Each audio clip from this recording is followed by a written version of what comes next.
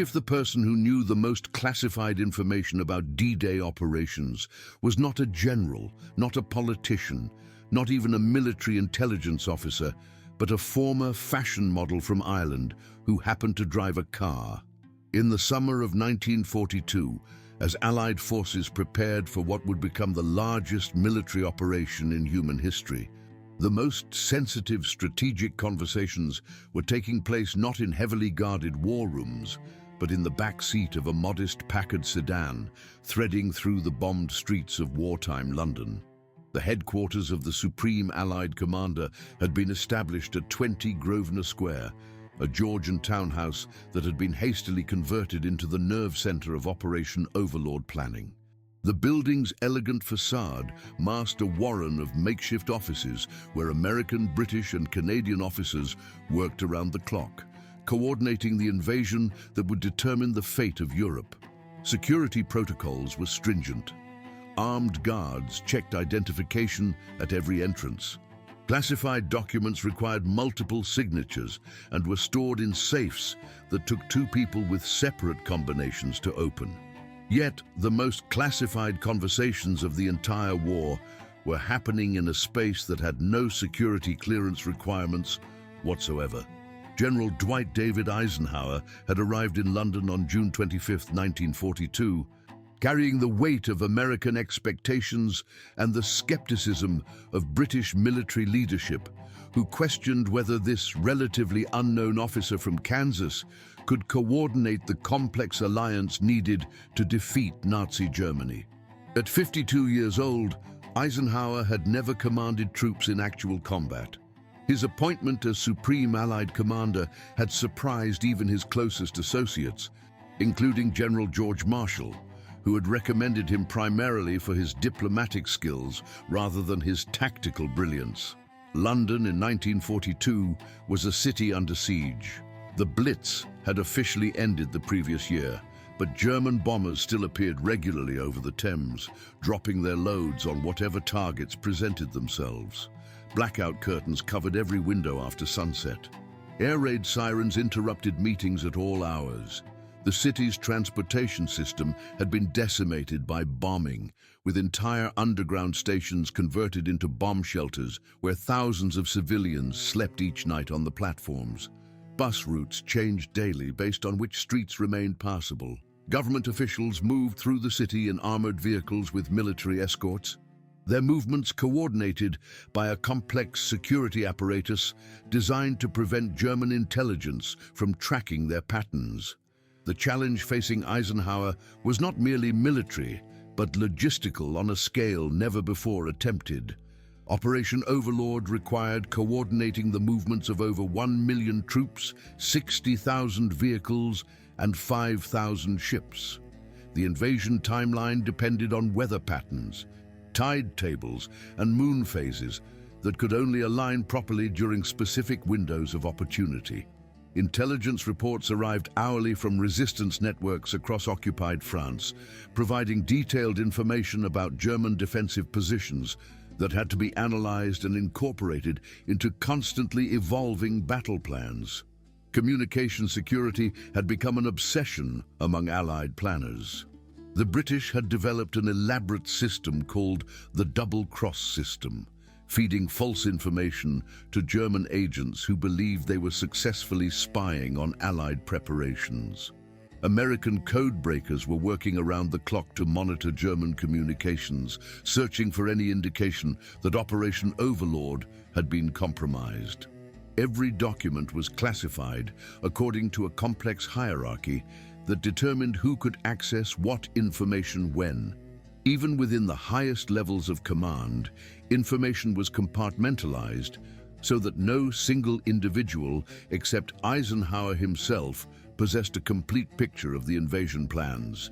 Yet this carefully constructed security apparatus had a fundamental weakness that nobody had anticipated. The Supreme Allied Commander needed transportation. London's damaged infrastructure meant that walking between meetings was often impossible. Military motorcades were conspicuous and vulnerable to attack. The solution seemed simple: Assign a driver who could navigate the city's constantly changing street patterns while maintaining complete discretion about passenger conversations. The driver would need to be someone trustworthy, someone who understood the importance of confidentiality, someone who could become essentially invisible while remaining constantly present. The British had recommended several experienced military drivers, all men with exemplary service records and security clearances that had been thoroughly investigated by both British intelligence and American counterintelligence. But Eisenhower's requirements were more specific than anyone realized. He needed someone who could not only drive through London's maze of bomb-damaged streets, but who could also manage his increasingly complex schedule of meetings with Prime Minister Winston Churchill, Field Marshal Bernard Montgomery, and dozens of other Allied commanders whose egos required careful diplomatic handling. Military protocol dictated that such sensitive transportation duties should be assigned to male personnel with appropriate rank and security clearance. The War Office had prepared detailed recommendations for drivers who met these criteria, but military protocol had not anticipated the unique pressures facing the Supreme Allied Commander, whose success depended not just on tactical brilliance, but on his ability to maintain the delicate alliance between nations that had been enemies less than 2 decades earlier. The social dynamics of wartime London created additional complications. American officers often struggled to navigate British class distinctions that influenced everything from dinner seating arrangements to the protocol for addressing members of Parliament. British officers were suspicious of American military doctrine and questioned whether forces that had never faced serious combat could effectively support experienced troops who had been fighting for 3 years. These tensions played out in meetings where strategic decisions had to balance military necessity against political reality. Eisenhower's daily schedule reflected these challenges.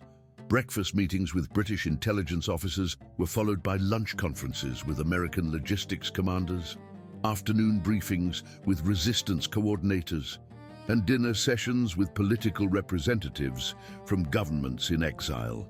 Each meeting required travel across a city where street signs had been removed to confuse potential German paratroopers, and where entire neighborhoods had been reduced to rubble by bombing campaigns. The driver responsible for this transportation would witness conversations that could determine the outcome of the war. The technological limitations of 1942 meant that secure communication was impossible in moving vehicles. Radio equipment was bulky, unreliable, and vulnerable to interception by German monitoring stations that were known to be operating throughout occupied Europe. Telephone connections were frequently interrupted by bombing damage and were considered compromised by enemy intelligence.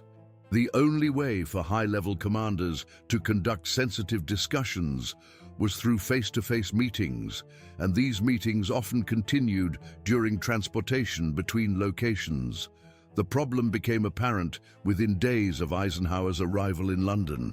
The general's first assigned driver, Staff Sergeant Robert Matthews, possessed impeccable credentials and had successfully transported British commanders throughout the previous year without incident.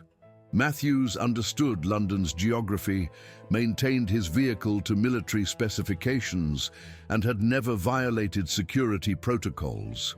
Yet within a week, it became clear that traditional military drivers were inadequately prepared for the unique requirements of transporting the Supreme Allied Commander. The issue was not Matthews' driving ability or his security clearance, both of which were beyond reproach. The problem was that Eisenhower's transportation needs extended far beyond simply moving from point A to point B. The general's schedule required navigating not just London's bomb-damaged streets, but also the complex social and political landscape of the Allied coalition. Matthews, despite his military training, was unprepared for situations that required diplomatic sensitivity rather than military precision. The first incident occurred during a meeting with Free French representatives at the Savoy Hotel. Eisenhower had been engaged in delicate negotiations with General Charles de Gaulle about French participation in the invasion planning when an air raid siren interrupted their discussion.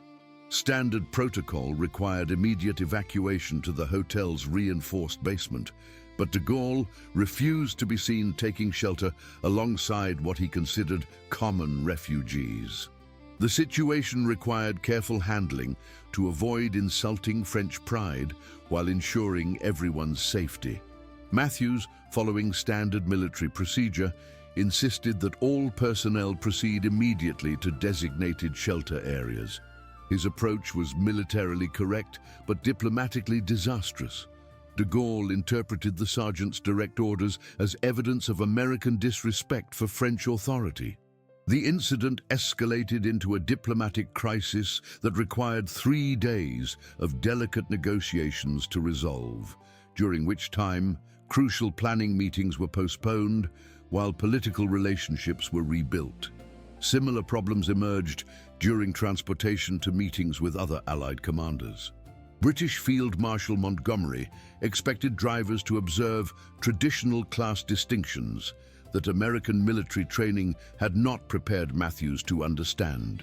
Canadian commanders operated according to protocols that differed subtly but significantly from both British and American procedures. Soviet representatives required security arrangements that conflicted with standard Western intelligence practices. Each interaction demanded cultural sensitivity that military drivers had never been trained to provide. The transportation challenges were compounded by London's deteriorating infrastructure. German bombing campaigns had destroyed not just individual buildings, but entire transportation networks. Streets that had been passable in the morning might be blocked by debris from overnight raids. Underground stations that served as shelters during air attacks were unavailable for normal transportation during daylight hours. Bus routes were constantly rerouted around bomb sites, creating traffic patterns that changed daily. Traditional military drivers relied on official maps and predetermined routes that became obsolete as soon as they were issued. Navigation required local knowledge that could only be acquired through extended experience with London's constantly changing conditions. Military training had prepared drivers to follow orders and maintain vehicles, but not to make independent decisions about route selection when official guidance proved inadequate. The security implications of these transportation difficulties were serious. Delayed arrivals at meetings disrupted carefully coordinated schedules that had been arranged weeks in advance. Missed connections forced the rescheduling of conferences with Allied commanders whose availability was extremely limited. Each disruption created opportunities for German intelligence to detect patterns in Allied movements and potentially compromise Operation Overlord security. Intelligence reports indicated that German agents were actively monitoring Allied transportation patterns, seeking to identify high-value targets through their movement signatures.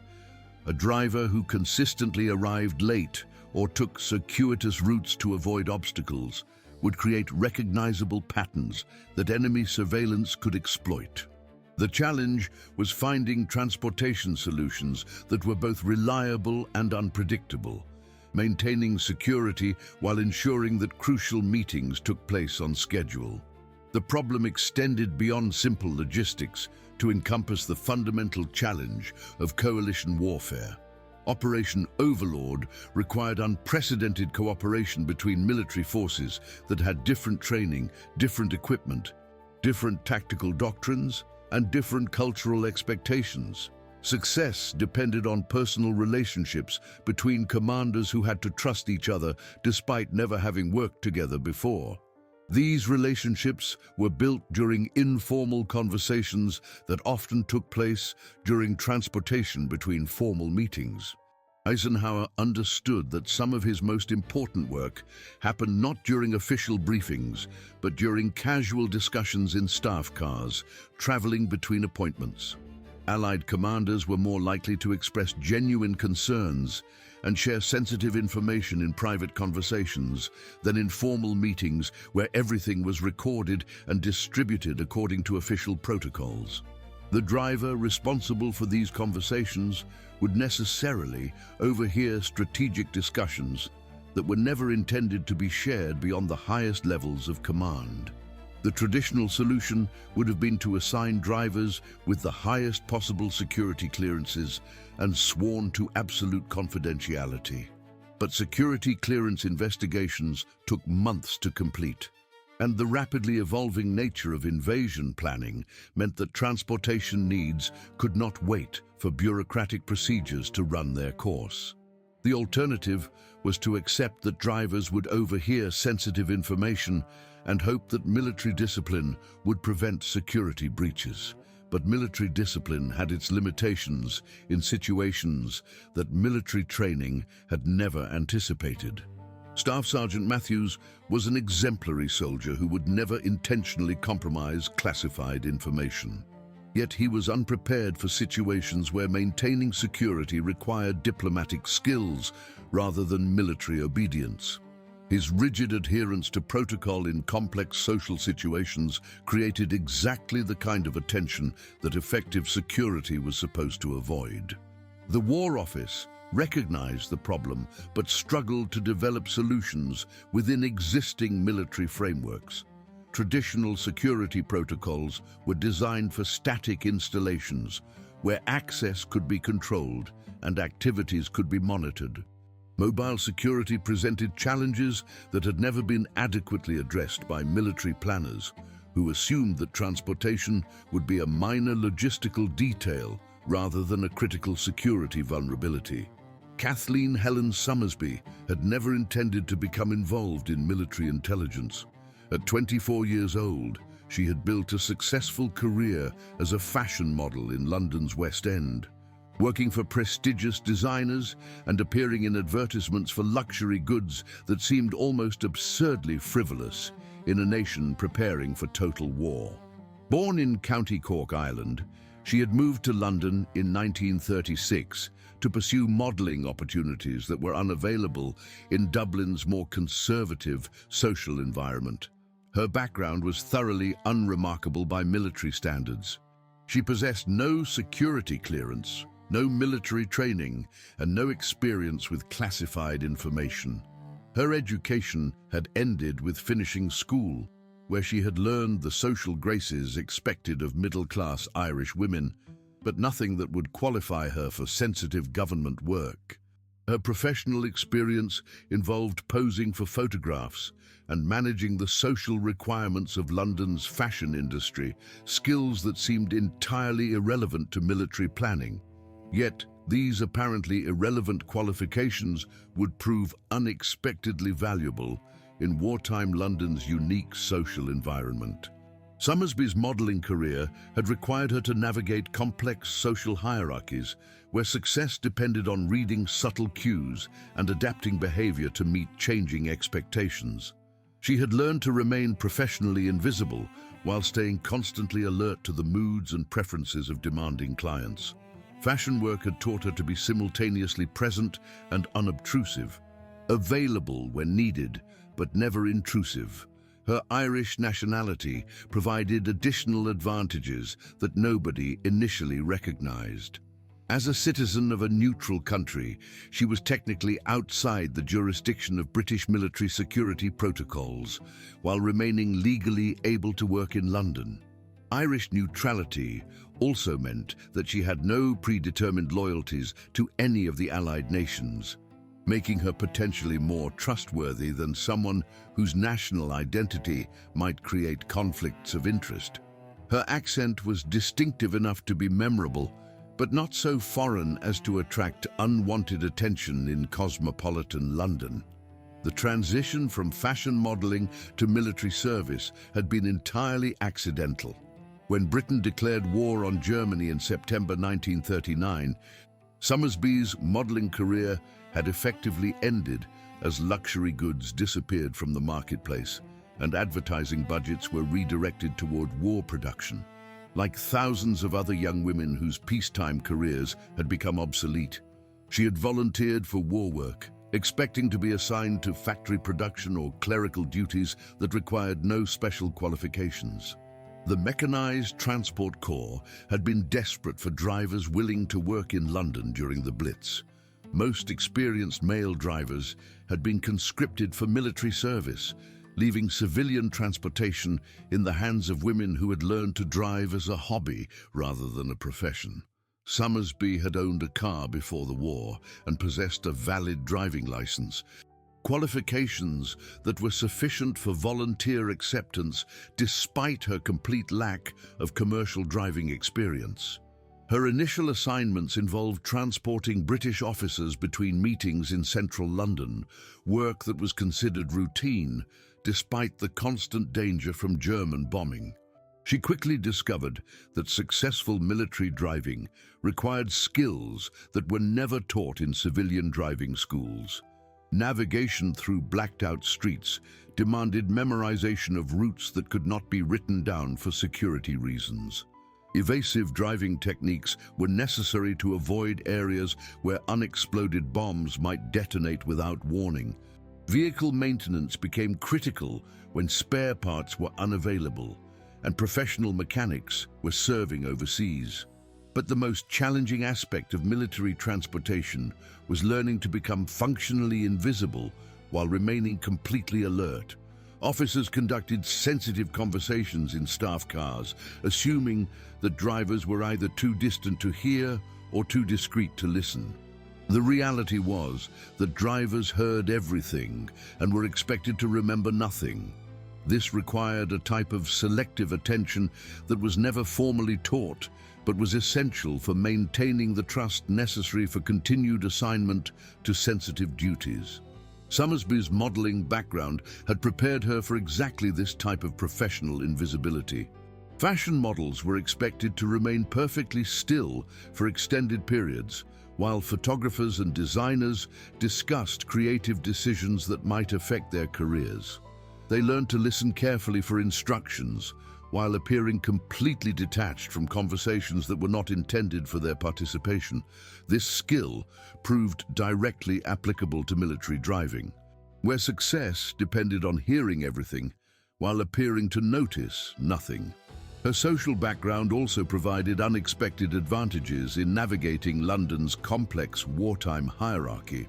The fashion industry had exposed her to both aristocratic clients and working-class seamstresses, teaching her to adjust her communication style to match different social expectations without appearing artificial or condescending.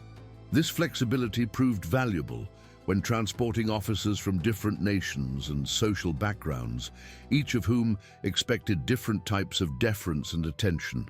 The Irish perspective on British politics offered another subtle advantage. As someone from outside the English class system, Summersby could observe British social dynamics without being personally invested in their outcomes.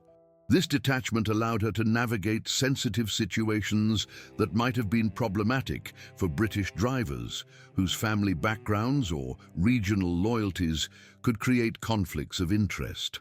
Her outsider status made her simultaneously more trustworthy and less threatening to officers who were concerned about information security. Her assignment to American transportation duties had been another accident of wartime logistics.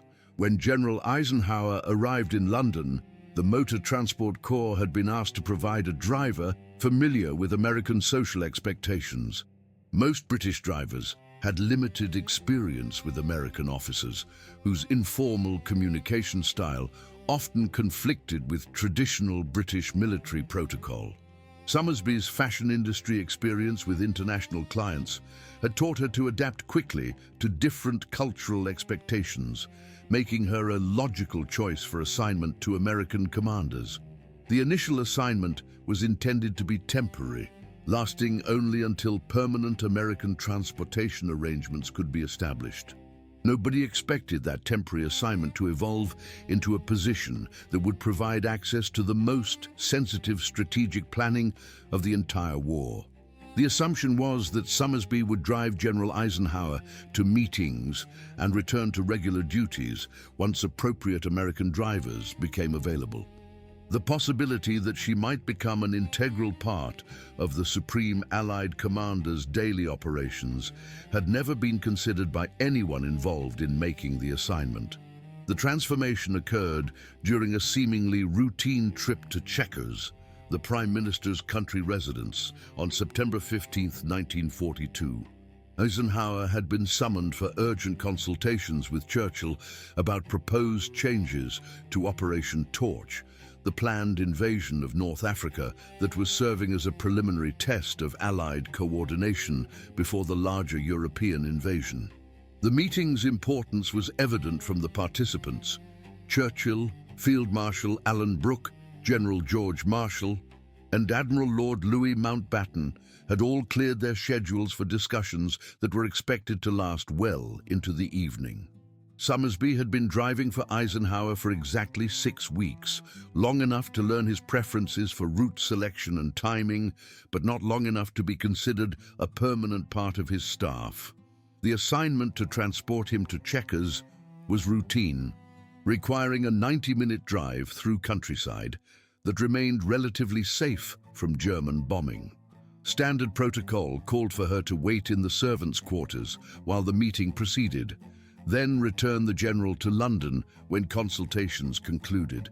The meeting began normally, with Eisenhower arriving punctually at 3 p.m. for discussions scheduled to continue until 6 p.m. But as the afternoon progressed, it became clear that fundamental disagreements about strategic priorities were preventing the consensus necessary for final planning approval. Churchill insisted that Operation Torch should be expanded to include simultaneous landings in Algeria and Morocco, increasing the scope of Allied commitments in North Africa. Marshall argued that such expansion would delay the European invasion by at least 6 months, potentially allowing German forces to consolidate their defensive positions. The debate continued past the scheduled conclusion time, extending into dinner and then into the evening hours. Each participant brought detailed maps, troop disposition charts, and logistical analyses that had to be reviewed and compared before decisions could be finalized. The complexity of coordinating multiple amphibious landings while maintaining security for future operations required calculations that could not be rushed despite the pressure for immediate resolution. As the discussions extended beyond 9 p.m., transportation arrangements became problematic. Driving through blacked-out countryside at night was dangerous under any circumstances, but returning to London during potential air raid conditions would be exceptionally hazardous. The logical solution was to arrange overnight accommodation at Chequers, allowing everyone to continue discussions the following morning and return to London during daylight hours when navigation would be safer. This decision created an unexpected opportunity that transformed Summersby's role from transportation provider to inadvertent intelligence asset. Rather than remaining in separate servants' quarters, she was assigned to a room adjacent to the suite where Eisenhower was staying. The building's layout, designed for 18th century country house entertaining rather than 20th century security requirements, meant that conversations in one room were clearly audible from adjoining spaces. The formal meeting had concluded by 10:30 p.m., but strategic discussions continued in smaller groups throughout the evening. Churchill and Eisenhower met privately to address concerns about French colonial administration in North Africa. Marshall and Brooke reviewed logistics planning for European invasion scenarios. Mountbatten provided updated intelligence about German defensive preparations along the Atlantic Wall. These conversations contained strategic details that were too sensitive for formal record-keeping, but too important to postpone until official meetings could be reconvened. Summersby found herself in a position that military security protocols had never anticipated. She was close enough to hear detailed discussions about invasion timing, target selection, and troop assignments, but had no official status that would either authorize or prohibit her access to such information. She was not bound by military secrecy oaths because she was not officially part of the planning process. Yet she was hearing strategic details that were unknown to most general officers and certainly unknown to the vast majority of military personnel involved in Operation Torch preparation. The situation became more complex when Eisenhower began using her as an informal sounding board for ideas that he was developing between formal meetings. During the drive back to London the following morning, he began thinking aloud about logistics challenges that had emerged during the Chequers discussions. His comments were not directed at her specifically, but represented his process of working through complex problems by verbalizing potential solutions. She found herself responding with practical observations based on what she had overheard during the previous evening's discussions. Her responses demonstrated an understanding of strategic planning that surprised Eisenhower, who had not realized how much classified information she had absorbed through proximity to high-level discussions. Her questions about French colonial politics revealed familiarity with issues that were known only to intelligence specialists. Her observations about logistics timing indicated awareness of operational details that were compartmentalized even within the planning staff. She had somehow acquired a comprehensive understanding of Operation Torch that rivaled that of designated planning officers. This discovery prompted Eisenhower to re-evaluate her potential contributions to his daily operations.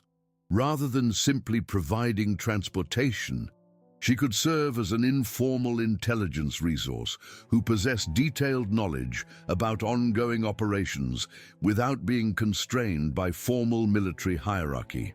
Her outsider perspective allowed her to identify potential problems that insiders might overlook due to institutional assumptions or bureaucratic pressures. The realization that his driver possessed extensive knowledge about classified operations initially created security concerns that had to be addressed through unofficial channels.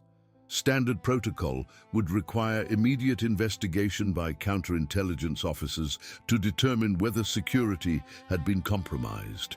But such investigation would necessarily expose the extent to which strategic planning had been conducted in unsecured environments, potentially creating larger security problems than the original breach. The pragmatic solution was to formally recognize what had already occurred informally. Rather than treating Summersby's knowledge as a security violation, Eisenhower decided to acknowledge her intelligence contributions and expand her role accordingly. This required careful management to avoid creating precedents that might compromise security in other situations, while recognizing the practical reality that effective planning sometimes required flexibility in applying formal procedures. The expansion of Summersby's role occurred gradually, without formal announcement or official recognition, as Eisenhower discovered that her unique position provided strategic advantages that could not be replicated through traditional military channels. By December 1942, she had become an integral part of his daily operations, participating in planning discussions not as an official advisor, but as someone whose practical insights had proven consistently valuable in addressing complex logistical and political challenges. Her knowledge base expanded exponentially as Operation Overlord planning intensified throughout 1943. She was present during conversations between Eisenhower and Montgomery about British concerns regarding American tactical doctrine. She witnessed discussions between Eisenhower and de Gaulle about French resistance coordination that were too sensitive for formal diplomatic channels. She observed planning sessions where landing beach selections were debated based on intelligence that was so classified it required special clearance even for general officers. The scope of information she absorbed extended far beyond military strategy to encompass the personal and political dynamics that were shaping Allied cooperation. She knew which British commanders questioned American competence and which American officers were frustrated with British cautiousness. She understood the personality conflicts between Montgomery and Patton that required careful management to prevent them from undermining operational effectiveness. She was aware of Churchill's private concerns about post-war Soviet intentions and Roosevelt's strategies for managing congressional opposition to extended European involvement. Her position provided a unique perspective on the decision-making processes that determined how the war would be fought. Unlike official staff officers who received information through formal briefings and written reports, she observed how strategic decisions were actually made through informal conversations, personal negotiations, and political compromises that were never documented in official records.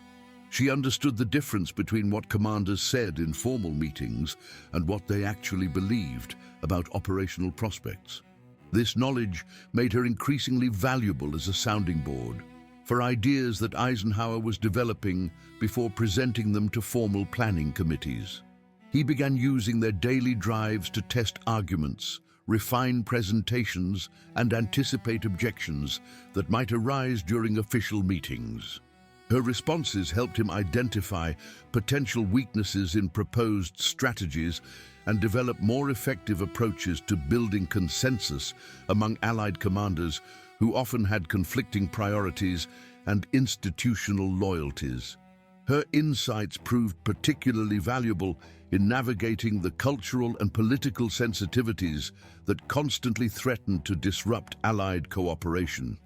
Her Irish background provided perspective on British-American tensions that was unavailable to officers from either nation who were personally invested in maintaining their national positions.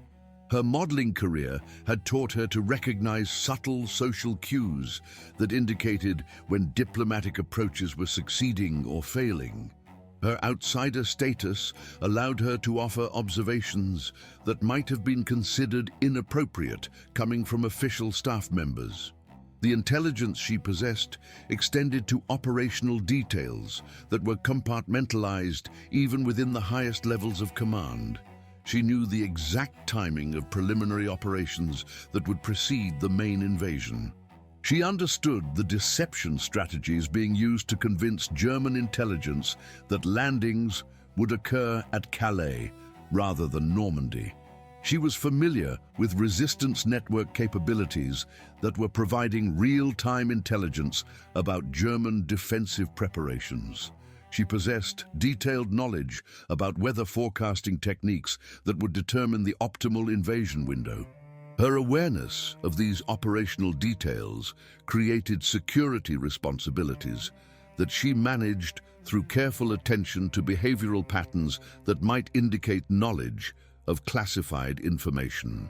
She developed techniques for demonstrating appropriate ignorance when questioned about subjects she was not supposed to understand, while maintaining the information access that made her valuable to Eisenhower's planning process. This required a form of performance that was psychologically demanding but operationally essential for maintaining her unique position. The security apparatus surrounding Operation Overlord gradually adapted to accommodate her anomalous status without creating precedents that might compromise other operations. Counterintelligence officers developed informal monitoring procedures that verified her discretion without formally acknowledging the extent of her access to classified information. Her communications were observed, her associations were tracked, and her behavior was analyzed to ensure that security was maintained despite her unconventional role in strategic planning. By early 1944, she had become what intelligence professionals would later recognize as an informal intelligence fusion center, possessing comprehensive knowledge about multiple aspects of invasion planning that were normally compartmentalized to prevent security breaches. She understood not just individual operational components, but how they interconnected to create the overall strategic framework that would determine Operation Overlord's success or failure. Her influence extended beyond intelligence gathering to encompass operational planning itself. Eisenhower increasingly relied on her observations about political dynamics, logistics challenges, and coordination problems that were not apparent to staff officers who worked within formal military structures. Her recommendations influenced decisions about personnel assignments, diplomatic approaches, and strategic priorities that shaped how the invasion would be conducted. The extent of her involvement in strategic planning remained hidden from most Allied personnel, including senior officers who would have been shocked to learn that crucial invasion decisions were being influenced by someone with no formal military status or official security clearance. This secrecy was maintained not just for operational security, but to prevent political complications that might arise if other Allied leaders discovered that American strategic planning was being conducted through such unconventional channels. Her knowledge of invasion timing became so detailed that she was among the first to understand that weather conditions would force postponement of the originally planned June 5th invasion date. She was present during the critical discussions on June 4th, when meteorologists provided updated forecasts showing that temporary clearing might allow invasion to proceed on June 6th. She witnessed the final decision-making process that committed over 1 million Allied troops to the largest military operation in human history. The true extent of Kathleen Summersby's influence on Allied victory remained largely hidden until decades after the war. When historians began examining personal papers and private correspondence that revealed how strategic decisions had actually been made during the crucial months of invasion planning. Official military histories had recorded the formal meetings, documented briefings, and written orders that constituted the visible framework of Operation Overlord. But they had missed the informal conversations, personal negotiations, and private consultations that often determined how formal decisions would be implemented. Summersby's unique position had provided her with access to what intelligence analysts would later recognize as the complete strategic picture of Allied planning, encompassing not just operational details, but the political and personal dynamics that shaped how military decisions were made. She had observed the evolution of invasion strategy from initial conception through final execution, witnessing changes, compromises, and adjustments that were never documented in official records, but that significantly influenced operational outcomes. Her influence extended beyond mere observation to encompass active participation in strategic planning through her role as an informal advisor, whose insights helped Eisenhower navigate the complex challenges of coalition warfare. Her recommendations about personnel management, diplomatic strategy, and operational priorities had contributed to decisions that shaped how the invasion would be conducted and how Allied forces would cooperate during the critical months following the Normandy landings.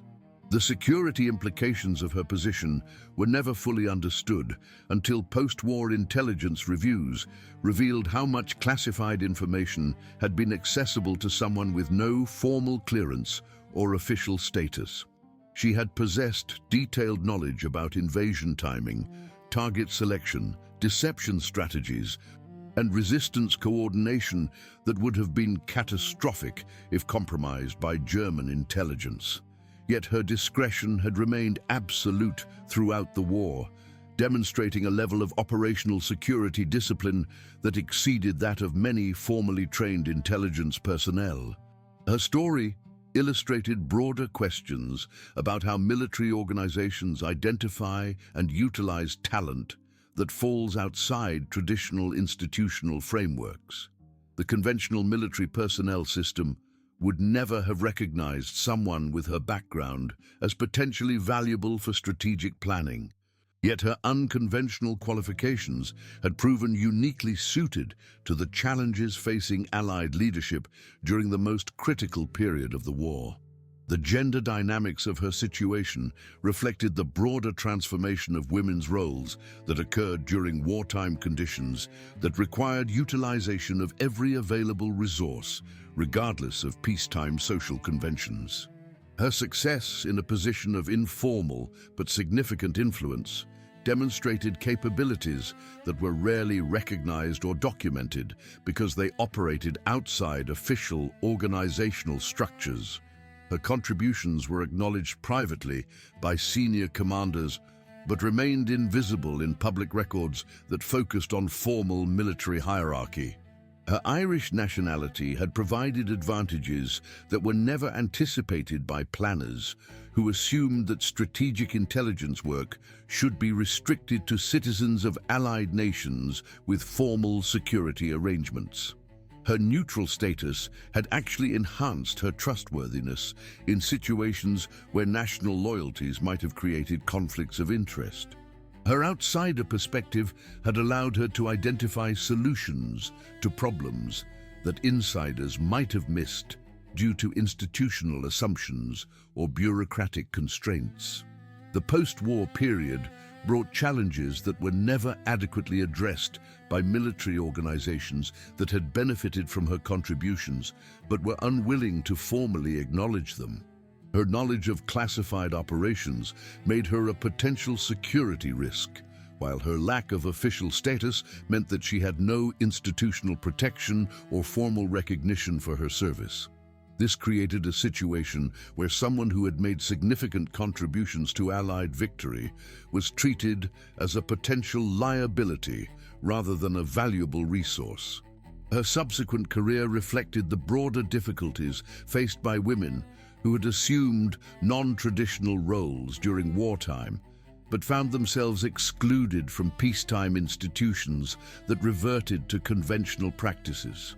Despite her demonstrated competence in strategic analysis and operational planning, she was unable to find employment that utilized her skills because her experience had been gained through unofficial channels that were not recognized by post-war employers. The historical significance of her story was not fully understood until intelligence documents were declassified decades later, revealing the extent to which informal networks and unconventional personnel had contributed to Allied success. Her case demonstrated that effective intelligence work often occurred outside official organizational structures, conducted by people whose qualifications were not recognized by traditional military personnel systems, but whose contributions were essential for operational success. Contemporary military organizations have begun to recognize that complex strategic challenges require diverse perspectives that may not be available through conventional recruitment and training programs.